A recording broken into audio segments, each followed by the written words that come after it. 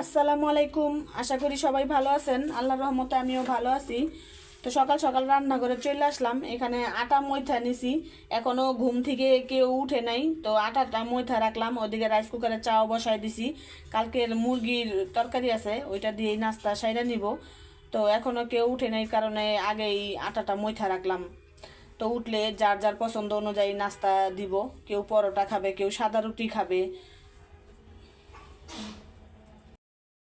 নাস্তা বানানো শেষ, তো নাস্তা খাইতে বসলাম। আজকে আমি পরোটা নিছি, এখানে মুরগির মাংস, খেজুরের গুড়ের চা নিছি। আর জাইনের বাবা তো চলে গেছে নাস্তা খাইয়া, মানে ঘুম থেকে উঠতে দেরি, নাস্তা খাইতে গোসল করতে সময় লাগে না, বাতাসের গতিতে সব কিছু কইরা বাইরে চলে যায়। তো নাস্তাটা এখন খাইয়ে নেই। সবারই খাওয়া শেষ। আর জাইয়ান কান্না করতেছে, জাইয়ান রাগ করছে, খাবে না। তো আলিপের সাথে ওর কথা কাটাকাটি হয়েছে, এর জন্য এখন ও কান্না করতেছে। তাই ওরে এখন আমি মানাইতে পারবো না, আগে নাস্তা খাই।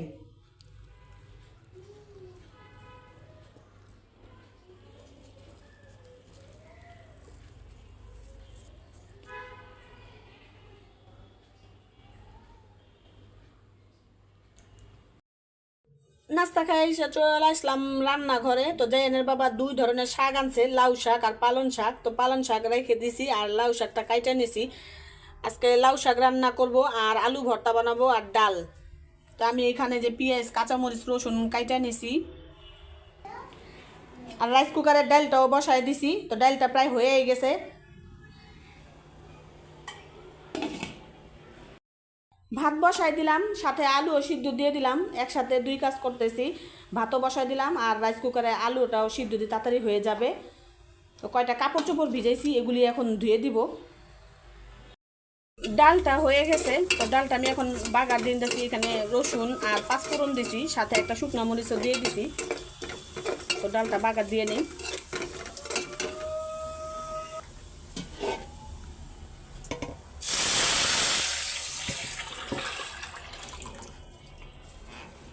শেষ।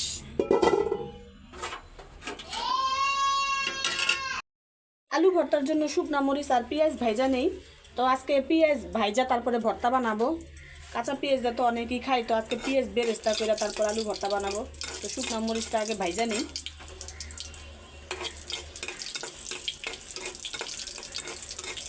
নতুন আলু যেমনে ভর্তা বানাবেন ওইভাবেই ভালো লাগবে।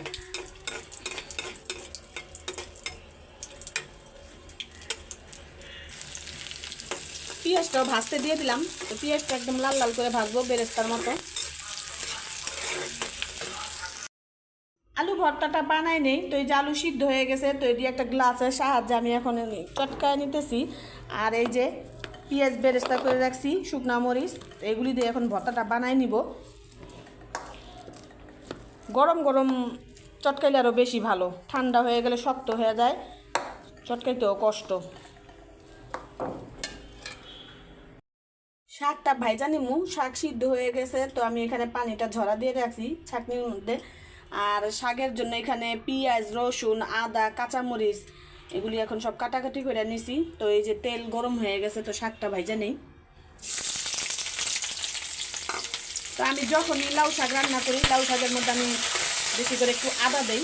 লাউ শাকের মধ্যে আদাটা খাইতে খুবই ভালো লাগে।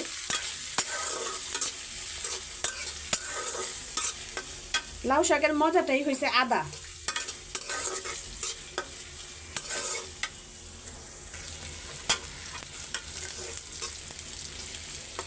লাল লাল হয়ে গেছে, তো শাকটা দিয়ে দিই এখন।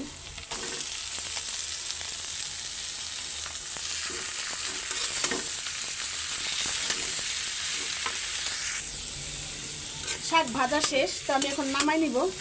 তো শাকটা খুব সুন্দর হয়েছে, বেশি করে একদম পেঁয়াজ, কাঁচামরিচ, রসুন দিয়ে বাগার দিছি। তো নামাই নিই এখন। রান্না বাড়া সব শেষ, তো জাইয়ানের বাবাও চলে আসছে খাইতে, তো ওরে খাবারটা দিয়ে দিছি, আমরা পরে খাবো।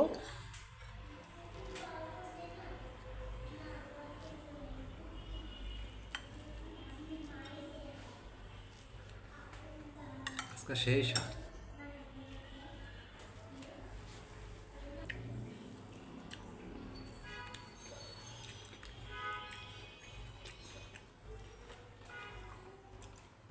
তো ডাল আর ভর্তার সাথে একটু আচারও দিয়েছি।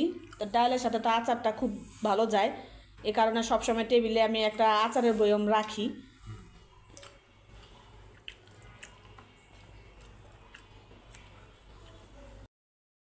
তো সন্ধ্যা হয়ে গেছে, যাইয়ান এখানে খেলাধুলা করতেছে। কি দিয়ে খেলতেছো বাবা? চামিচ দিয়া। তো এটা কি রান্না করতেছো? মুরগিতে মাংস দিয়া। এটা মুরগির মাংস? হ্যাঁ, মুরগিতে মাংস খায়। আচ্ছা, তা চুলা কই? তোমার চুলা নাও। আমার চুলা মাংস রেখেছে। হুম, এই যে এই যে চুলা, সব খেলনা ভাঙ্গা ফালাইছে। যেদিন কানছে ওই দিনকে একটা একটা করে সব ভাঙ্গা ফালাইছে। এখন শুধু এই কড়াই, এই একটা প্লেট, এই যে চুলা, আর এই যে একটা, এই যে এই জিনিসটাই আছে, একটা পুতুল ছিল ওইটাও ভাঙ্গা ফালাইছে। কেন ভাঙছো বলো? কেন বলছি? হ্যাঁ, আর এটা কি রান্না করতেছো? এটা এই যে মাথার রাবার সব নিয়ে নিছো। মাংস দিয়া। এটা মাংস? হুম, আহ, এটাতে মুরগিতে মাংসতে নাম্বার। তা রান্না করো। ওকে।